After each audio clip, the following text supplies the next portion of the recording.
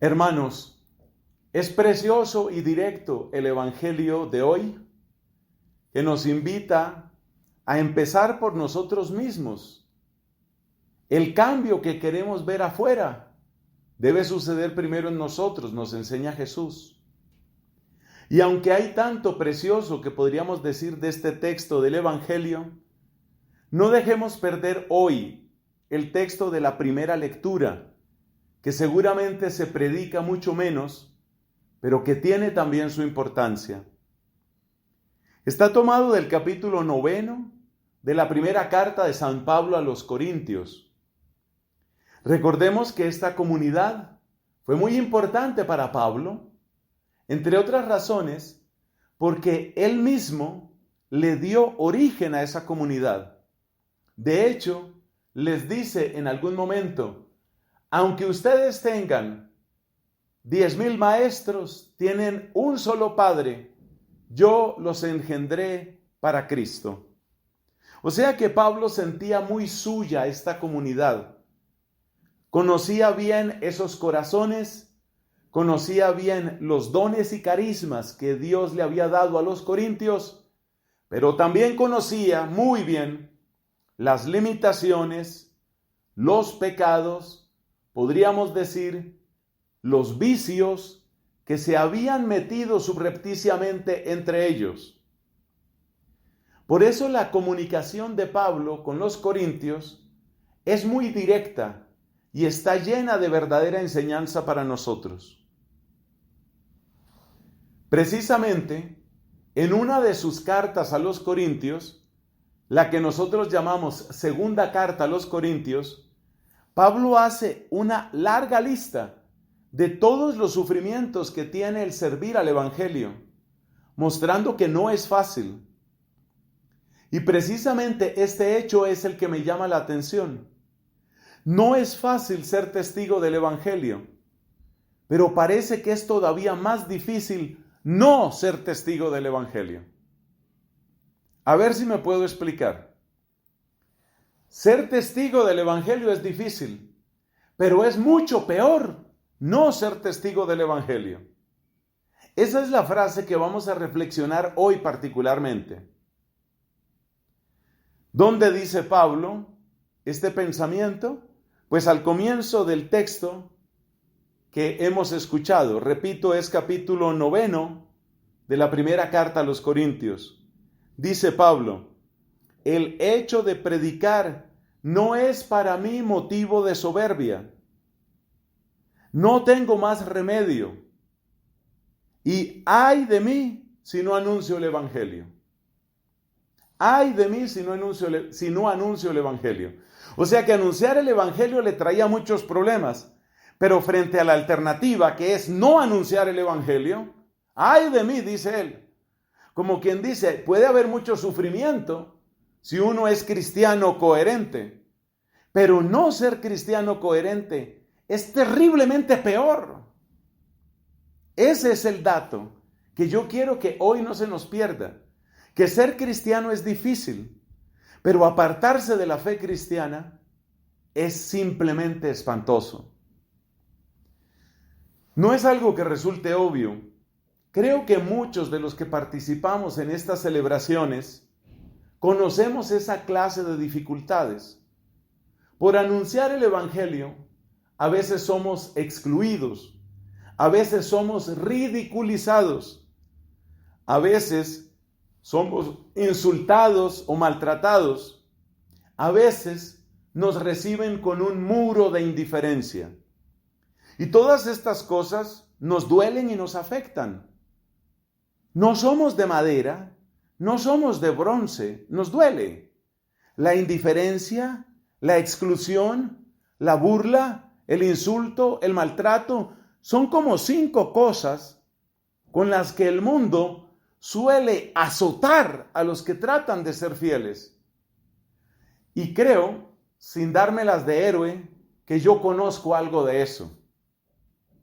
Yo lo conozco, lo he vivido, tanto en el servicio hacia afuera, llamémoslo así, en el servicio al mundo, como incluso a veces en la propia familia o en la propia comunidad, Por algo dijo Cristo, nadie es profeta en su tierra. Entonces, ciertamente hay sufrimiento. Le repito los 5 sufrimientos clásicos que trae el servir al Evangelio. ¿Cuáles son esos 5 sufrimientos? A ver si los puedo decir otra vez. La indiferencia, la marginación, la burla, el insulto y el maltrato. Todos estos son sufrimientos propios del Evangelio. Pero yo reconozco una cosa.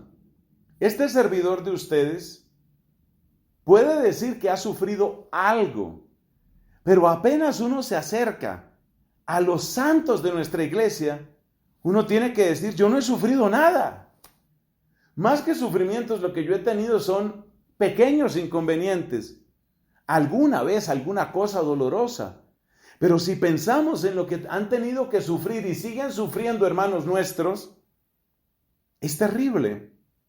Por estos días ha estado en las noticias un pakistaní, un cristiano pakistaní condenado a muerte. No es el único caso triste que recogemos de ese país. También estuvo condenada a muerte y podríamos decir en el corredor de la muerte, es decir, lista para ser ejecutada, una mujer que usted debe conocer. Es indispensable que la conozca. Ella se llama Asia, ese es su nombre, Asia, y el apellido es Bibi, ambas con B grande. Asia Bibi.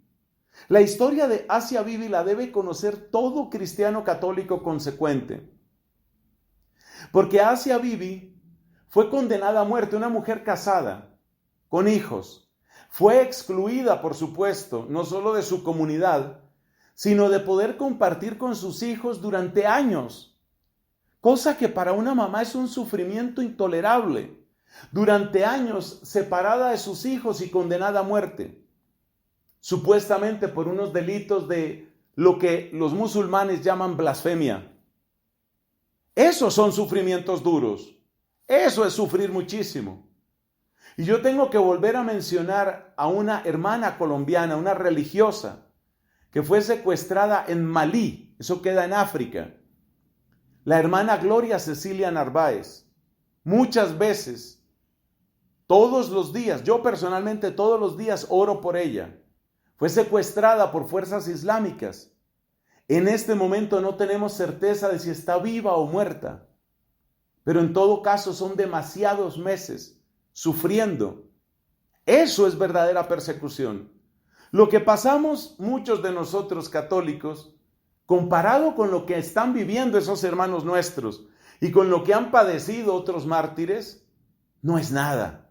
Y tenemos que tener un corazón que dé gracias a Dios por esos héroes y esas heroínas, y un corazón que sea más generoso con Cristo. Por eso decíamos al principio de esta misa, pidamos al Señor que nos dé valentía, que dejemos la cobardía, pero que la dejemos todos. Porque por evitarnos problemas, así decimos, evitar problemas, por evitarnos problemas, es muy triste a lo que hemos llegado. Un catolicismo timorato, un catolicismo que muchas veces, por llamarse prudente, simplemente es cobarde. Pero el tema principal de hoy, además de destacar el heroísmo de estos verdaderos testigos del Evangelio, el tema principal es que Pablo dice que aunque haya sufrimiento por ser fiel al Evangelio, hay un sufrimiento peor, infinitamente peor, si uno traiciona a Cristo. Al principio parece que no es así. Al principio parece que dejar de ser de Cristo, disimular nuestra pertenencia al Evangelio, tratar de quedar bien con la gente, es una especie de solución, entre comillas. Ponle unas comillas bien grandes a eso. Al principio parece que es una gran solución. Disimular uno su fe católica, disimular uno lo que es, o a veces incluso parecer lo que no es. Eso parece que es una solución. Y es bueno entender por qué parece que es una solución, para luego descubrir por qué en realidad no es una solución. Parece que es una solución porque suspende las incomodidades que antes mencioné. La gente que se burlaba de ti porque eras católico, cuando ya ven que tú eres uno de ellos, o que tú por lo menos pareces ser uno de ellos, ya no se burlan de ti. Es decir, todos lo hacen y tú también lo haces, eres uno de ellos. Eso nos hace recordar una frase terrible de Cristo. Dice Cristo a sus apóstoles: el mundo os odia, porque no sois del mundo. Si fuerais del mundo, el mundo os amaría como cosa suya. Esta es la frase que explica por qué mucho católico siente una especie de alivio mundanizándose, entregándose a las costumbres del mundo, repitiendo lo que todos hacen, usando el lenguaje que todos usan, pareciendo uno más. Cuando tú mutilas tu ser de católico, cuando tú, hipócrita y falsamente, te escondes y pareces uno más, desaparece esa tensión, desaparece esa persecución más o menos explícita que siempre tendrá el testigo del Evangelio. Hasta ahí parece que has encontrado una solución. Pero ahora vamos a ver cuál es el precio que el mundo te cobra por esa solución. Porque hay algo que debemos tener claro. El lenguaje del regalo, el lenguaje de la gracia, es un lenguaje que solo usa Dios. Es decir, solo Dios da porque ama. Da sin esperar nada a cambio. Pero los tres grandes enemigos del alma, a saber, el demonio, el mundo y la carne, todo lo que te lo den, todo lo que te den, te lo van a cobrar. Todo te lo van a cobrar. Por eso el que te ama carnalmente te lo va a cobrar. Y el mundo cuando te adopta te lo va a cobrar. Te va a cobrar la cuota de adopción. Tú crees que tú entras en la mundanidad y crees que entrando en la mundanidad ya te solucionaste tu problema. Es decir, ya no me persiguen, ya no se burlan de mí, ya tengo todo ganado. Pero no te das cuenta que hay una cuota de adopción. Y esa cuota de adopción es la que va a aparecer después. Al principio no se nota. Y por supuesto, el que peor va a cobrar con no grandes sino infinitos intereses, cualquier, entre comillas, favor que te haga, es por supuesto el demonio. Demonio, mundo y carne, cuando te dan algo, siempre te lo van a cobrar. Y el peligro está en que la persona no se da cuenta de que tendrá que pagar una cuota. Y no se da cuenta de cuánto le va a costar esa cuota. Y no se da cuenta de que en algunas ocasiones esa cuota tendrá que pagarla el resto de su vida. Y en el peor de los casos, si no hay conversión, si no hay arrepentimiento, tendrá que pagarla hasta la eternidad, por toda la eternidad. Explicitemos un poco en qué puede consistir esta cuota. ¿En qué puede consistir esto? Tomemos el caso, por ejemplo, de aquella persona que vende sus principios morales buscando afecto. Es evidente que todo ser humano, hombre o mujer, todos necesitamos afecto, amistad, cariño, todos lo necesitamos. El hecho de que tengamos distintos temperamentos, historias o perfiles de personalidad no cambia el hecho de que todos necesitamos afecto. El tema es, ¿qué estás dispuesto a dar para lograr ese afecto? Entonces hay personas que tienen más o menos claro lo que manda Dios y que manda para nuestra salud y para nuestro bien y salvación. Pero se dan cuenta, o así piensan, que si van a ser fieles a lo que Dios manda y a lo que la iglesia enseña, pues entonces no van a conseguir el tipo de afecto que quisieran. Por ejemplo, el afecto de una pareja. Entonces esa persona que en el fondo de su conciencia tiene claros unos principios, le pone una tapadera a esos principios, envuelve todo eso y lo mete en un cajón, cierra con llave ese cajón y dice, voy a tratar de ser libre de esos principios. Porque si sigo esos principios no conseguiré lo que yo quiero, que es tener pues mis amigos, que es tener cariño, que es tener afecto, que es tener a alguien en mi vida. Entonces la persona mete sus principios por ahí. Por supuesto, ¿qué significa eso? Pues rápidamente esa persona pues va a entrar en una lógica que es una lógica de fornicación, una lógica de lujuria. Y es posible que al principio sienta que eso funciona, porque efectivamente tiene por fin a alguien que es muy especial en su vida, por fin hay alguien que le toma muy en cuenta. Y bueno, normalmente para el yo, para el ego humano, sea de hombre o de mujer, ese sentirse uno querido, sentirse importante, sentirse especial, incluso sentirse deseado, puede ser una sensación sumamente agradable. O sea que al principio parece que la solución funciona. Pero luego aparecen las dificultades. Y en esas dificultades está lo que hemos llamado la cuota que te cobra la carne. Esa cuota aparece de muchas maneras. En algunas historias se llama un embarazo. Esa cara, ese rostro de desconsuelo de la persona, y quiero decir que hay historias de mujeres y hay historias de hombres, y voy a aludir brevemente a ambas. Esa cara de una mujer que tiene que explicarle al novio que hasta anoche la quería muchísimo, tiene que explicarle que está embarazada, y luego ver la cara de él, una cara que en un segundo tiene toda la muralla, tiene toda la piedra, tiene toda la resistencia, el concreto armado para decirle, ese es tu problema. Es decir, que todas las ternuras anteriores, toda la dulzura anterior, mi amorcito corazón, todo eso quedó atrás. Y de repente lo único que hay es una muralla de indiferencia que le dice, usted verá cómo arregla eso, problema suyo. ¿Por qué no se cuidó? Yo nunca le prometí nada. Dijimos que no íbamos a caer en eso. Yo no puedo hacerme responsable. Usted verá qué hace. En ese momento aparece toda la cuota. En ese momento aparece todo lo que antes no había aparecido. Esto también sucede con los hombres. Todos sabemos que es muy conmovedor ver llorar a una persona.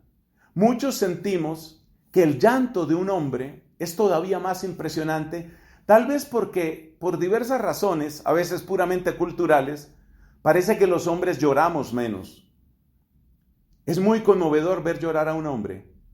En este convento de Santo Domingo donde yo vivo, llegó una vez un amigo.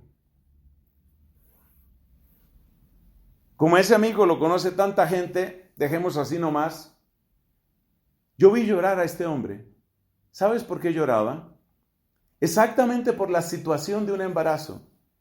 ¿Y sabes por qué lloraba? Porque resulta que en este país, el niño parece que lo hubiera hecho solo la mujer. Me explico. Esta mujer estaba decidida a abortar. Y este hombre, en contra de lo que sucede en la mayor parte de las estadísticas, le suplicó, le lloró, se le arrodilló a ella diciéndole, no mates a mi hijo, es también hijo mío, no lo hagas. Y ella, con una cara de piedra, con un rostro y muralla de indiferencia, que reúne toda la indiferencia de los meses anteriores, la que estaba escondida todos los meses anteriores, ella saca toda su muralla para decirle a él, yo no voy a dañar mi vida. Y resulta que la ley en Colombia trata al bebé como si fuera solo de ella. El hombre no tiene ninguna autoridad. El hombre no tiene ningún derecho. Ese hombre lloraba aquí, yo trataba de consolarlo. Pero dime qué consuelo le das a un papá. Dime qué consuelo le das a un papá que sabe que en 2 días o en 3 días le van a matar al hijo y él no puede hacer nada y la ley no hace nada. Y la mujer que ha determinado la sentencia de muerte está tranquila y durmiendo su noche completa. Esa es la cuota. Esa es la cuota que hay que pagar. Entonces Pablo dice, cuesta mucho trabajo. Claro que cuesta mucho trabajo. ser cristiano es muy difícil, pero trata de probar la alternativa y trata de que te empiecen a cobrar la cuota, porque la cuota llegará. Y te digo una cosa, mejor que te llegue la cuota en esta vida, porque la cuota después de la muerte es todavía más grave, mucho, mucho más grave. Puede llegar incluso, esa es nuestra fe católica, y yo creo en la fe católica, puede llegar a la condenación eterna. No te lo digo para que te asustes. Mi trabajo no es convertirte a base de miedo, pero yo sería un pésimo predicador, sería un sacerdote irresponsable, si no hablara de las consecuencias, si no hablara de lo que esto implica. Entonces la cuota va a aparecer. Y hay otro ejemplo que lo he contado muchas veces. Me disculpan porque sé que algunos de ustedes ya me lo han oído. Es que es una historia que me sucedió en mi juventud. La historia de mi amiga enferma. Yo no había entrado al convento todavía. Todos sabemos que la juventud es la edad de la fuerza, de la belleza, de las ilusiones y los planes. Esta amiga no era novia, ni fue nunca novia mía, ni yo novio de él, ni cosa parecida, pero éramos buenos amigos, por razones de un grupo en la parroquia donde yo vivía, de donde es mi familia aquí en Bogotá. Y esta muchacha, como tantas chicas en esas edades, pues era muy agradable, no una reina de belleza, pero muy agradable. Indudablemente la juventud es lo mejor para la belleza. Pero resulta que ella tuvo un problema, nunca supe cuál era el problema, qué tipo de enfermedad, qué era lo que tenía o si fue un accidente. Y las circunstancias no daban para preguntar mucho.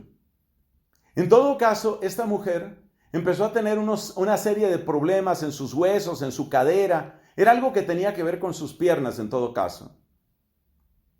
Y esta mujer, pues era de esas chicas que precisamente como son tan simpáticas, como le sonríen a todo el mundo y como tiene la juventud y la belleza, pues no le faltan amigos, no le faltan invitaciones.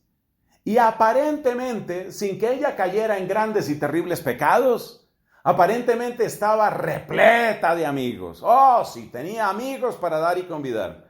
Podemos decir que cuando estaba en plena salud, el único problema que ella tenía era escoger a qué fiesta voy a ir. O sea, tengo 4 invitaciones para este fin de semana, no puedo ir a todas. ¿A cuál voy a ir? Tengo 3 paseos para el próximo mes, ¿a dónde voy? Fulano, sutano y mengano me están invitando a salir. ¿Con quién salgo? Esos eran los problemas de ella. Y te repito, no era todavía una reina de belleza. Yo no me imagino lo que sufren otras que son indudablemente más hermosas. Pero ese era el problema de ella. Cuando empieza esta situación de su salud, empiezan a desaparecer los amigos. Y la velocidad de desaparición de los amigos iba exactamente en proporción a la gravedad de su condición de salud. ¿Qué empieza a experimentar ella? Que ese muchacho que ya le empezaba a gustar a ella, apenas natural, es la edad en la que eso sucede, ese chico que ya le empezaba a gustar a ella y que ella quería que en ese momento la llamara con más frecuencia, pues sí, empezó a llamarla, pero dime qué historias podía contar ella, que pasaba de la cama del hospital a la cama de su rehabilitación en su casa y de ahí otra vez al hospital. No sé qué era lo que tenía, pero esa es la realidad de cómo era su vida. Entonces resulta que este muchacho, pues al principio la llamaba, ¿no? Uno de esos tantos amigos la llamaba, y vamos a suponer que se llamaba, por ejemplo, Julieta. Por supuesto, el nombre inventado. Julieta, y bueno, ¿y cómo estás, Julieta? No, bien, parece que me van a hacer otros exámenes. Bueno, ánimo, tal. A la otra semana, ¿y cómo estás? Pues me salió mal el examen, parece que me tienen que hacer otra operación. Ah, ya veo. A las 3 semanas de ese régimen, este muchacho empezó a buscar otras amigas que estuvieran menos complicadas, que estuvieran más disponibles, con las que se pudiera hacer algo distinto de visitarla en un hospital y preguntarle, ¿y ahora qué te pasó? ¿Otra vez se agravó? ¿Todavía sigue mal? Él se cansó de eso. No critico demasiado ni a ella ni a él, Pero lo cierto es que esta chica en un momento dado se fue quedando sin amigos. Yo no es que fuera ni el único amigo, ni probablemente el mejor amigo, tampoco se trata de eso. Pero esas lágrimas también las vi yo, y eran lágrimas de desengaño. Yo pensé que tenía más amigos, yo pensé que tenía más amigas. Y te digo que el dolor del desengaño es terrible, porque el dolor del desengaño no es como otros dolores espirituales que uno puede padecer. Cuando uno padece por Cristo, uno sabe que uno está participando de la pasión de Cristo, y uno sabe que la pasión de Cristo llega a resurrección. O sea, uno sabe que la pasión lleva a Pascua. Pero cuando tú padeces la amargura de que tus amigos no sirven para nada, ¿me perdonas la expresión? Eso no es Pascua. Tú sabes que tus amigos que no sirven para nada y que te abandonaron, tú sabes que esos amigos, tampoco van a aparecer mañana, ni pasado mañana, ni dentro de un mes. Y por eso es un sufrimiento oscuro, es un sufrimiento emposado, es un sufrimiento en un pozo. Y así paga el mundo, esa es la cuota que te cobra el mundo. El que te quiere por interés, dejará de quererte cuando su interés está en otra parte. Entonces uno se da cuenta que servir al evangelio es difícil, pero tratar el otro camino, ese camino que parece camino ancho y espacioso, dice Cristo en algún lugar, tomar ese otro camino es terrible, es terrible. Es absolutamente espantoso. Por eso, terminemos esta reflexión, mis hermanos, pidiendo a Dios, haciendo una pequeña oración. Pidamos al Señor, como decía una muchacha provida, me encantó el mensaje de ella, una de estas chicas que están en el movimiento pro-life en Estados Unidos. Y ella decía que siempre que daba su testimonio ante jóvenes, siempre les decía, recuerden que en esta vida todo tiene una etiqueta y tiene un precio. Entonces eso de que yo me voy a divertir, mira cuál es el precio de la diversión que tú has escogido. Me voy a acostar con mi novia, me voy a acostar con mi novio. ¿Cuál es el precio? Busca la etiqueta. ¿No es lo que hacemos siempre que vamos a un almacén? ¿Te gustó un pantalón que tiene exactamente el diseño, la tela y todo? A menos que seas súper multimillonario, estoy seguro que tú harás lo mismo que yo. Buscarás y buscarás la etiqueta hasta que sepas cuánto vale eso. Ese es exactamente el mismo consejo que estamos dando aquí. Busca la etiqueta. Busca la etiqueta. ¿Cuál es el precio que tendrás que pagar? A veces ese precio es el precio de la soledad. Y esa es la última historia que voy a contar y la he contado otras veces. Un locutor colombiano que en su tiempo fue bastante popular,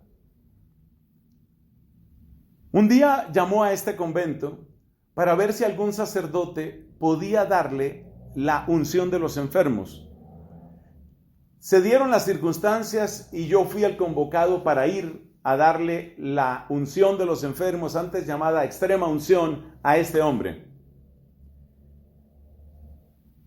Yo conocía el nombre de él, porque repito, era un hombre muy popular en la farándula colombiana. Llegar a esa casa, sentir ese frío, ver todo descuidado, encontrar una enfermera mirando el reloj para saber a qué horas tiene que irse. Eso es duro. Y efectivamente, mientras yo estaba en esa casa, hablando un poco con este hombre y dándole la unción, mientras yo estaba en esa casa, terminó el turno de la enfermera y por supuesto ella se fue a su casa, tenía que hacer sus cosas. La condición de él no era tan grave o su dinero no era tanto en ese momento como para pagar enfermera de día y de noche. Se va la enfermera, quedo yo en esa casa, escucho la historia de este hombre que había conocido tantas aventuras, las llama la gente, aventuras. ¿Qué historias no tenía él? Historias con reinas de belleza, historias con mujeres lindísimas también de la farándula. ¿Cuál de ellas estaba ahí en ese momento para siquiera tomarle la mano, para siquiera decirle, eres importante para mí, para siquiera decirle, ¿cómo amaneciste? ¿Dónde estaban todas esas voces? ¿Dónde estaban esos cuerpos esculturales? ¿Dónde estaban? Metido en su soledad. También yo tenía que irme, pues no me iba a quedar en esa casa. Me da las indicaciones, el tipo estaba postrado prácticamente en la cama. Me da las indicaciones de cómo tengo que cerrar la puerta. Menos de 2 semanas después murió. Me da las indicaciones y yo cierro la puerta. Les confieso, sentí un escalofrío de toda la espalda. ¡Qué vida la de este hombre! Si tú me preguntas a mí, yo te puedo asegurar que él hubiera podido vivir muchos meses más, tal vez años más. Pero todos sabemos que la condición psicológica de un enfermo grave tiene mucho que ver. Dime cómo se alimentaba ese hombre. Dime qué razón tenía para vivir. No mencionó nunca la palabra eutanasia. Nunca le oí nada de que tuviera o quisiera suicidarse. Nada de eso. Pero es indudable que su condición de absoluta depresión, su pésima forma de alimentarse, su falta de sentido, el estar metido en una habitación solo para rumiar sus remordimientos. Dime qué vida es esa. Eso es lo que se paga. Eso, exactamente eso es lo que se paga. Esa es la cuota que te hacen cobrar, que llegarán a cobrarte el demonio, el mundo y la carne. Por eso Pablo nos dice, ay de mí si no evangelizara. Ay de mí si no soy testigo del evangelio. Ay de mí si no vivo el evangelio que estoy predicando. Y por eso tenemos que pedir al Señor, y yo te pido en este momento, Jesús, que cuando lleguen las dificultades, que cuando llegue la soledad, que cuando lleguen los problemas, nuestros ojos se eleven en primer lugar hacia ti. Que no nos dejemos convencer por los susurros de Satanás. Que no nos dejemos, Señor, convencer por las voces de sirena del mundo. Que no nos dejemos convencer por los halagos y seducciones de la carne. Que a pesar de todo nos mantengamos fieles a ti y que sepamos ver en cada sufrimiento una pequeña Pascua de la cual tú sabrás sacarnos para llevarnos a mayor gloria. Protege, Señor, protege la obra de tus manos, protege nuestras almas que son tuyas, Jesús. Protege nuestras vidas que son tuyas. Enséñanos a ver la etiqueta, el precio que hay que pagar por cada cosa. Y sobre todo, enséñanos a mirar tu cruz. Esa es la única que no tiene etiqueta. Es la única que no tiene un precio, ningún otro precio, sino un inmenso te amo que tuvo su origen en Dios nuestro Padre. Amén.